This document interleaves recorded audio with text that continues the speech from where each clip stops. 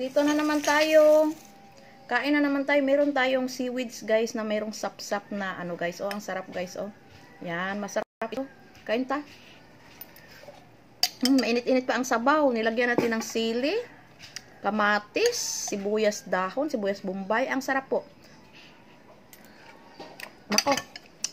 Ito ang ulam na pang probinsya na ang sarap talaga, oh. Tikman nyo, guys. Hali na kayo. Kain tayo. Hali kayo. Kain tayo nito. Sarap po ito, guys. Ang sabaw. Oh, yummy. Yummy talaga.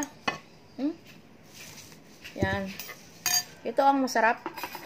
Gusto ito, gusto. Yan. Hindi siya nalalanta.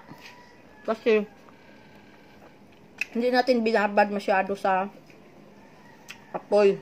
Kailangan paglagay mo, hanguin ka agad. Kasi ma-melt ito. Ma-melt ito parang kula. Para siyang jelly. Yan. Ito ang tinatawag na gusto dito sa amin. Masarap din ito kilawin. Gawin kinilaw. Or ilagay sa isda. Pero kailangan talaga, pag lagay mo sa isda, marunong kang mag-control ng apoy. Para hindi siya malata.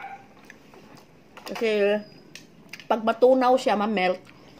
Matutunaw kasi ito eh. Pag matutunaw siya, pag matunaw ito, ano? Kaya, kaya na. Sarap ng isda, nilagyan ng kamatis. Yan, masarap to. Sarap. Sarap po. Kainan tayo.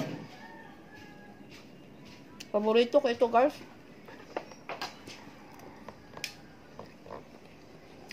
Sarap.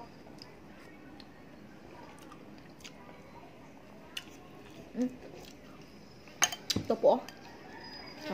Green pa siya. At ang ating sapsap, napaka-preska. Yun. Nagka-craving kasi ako nito, guys. Sapsap, nilagyan ng kamatis.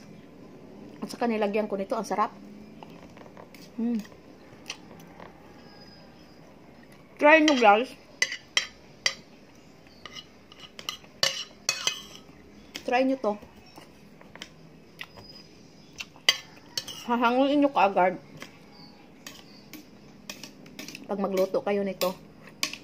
Hindi nyo masyadong pakuluan. Isang kulo lang. Hango kaagad. Para hindi siya malata. Thank you for watching, guys. Bye-bye.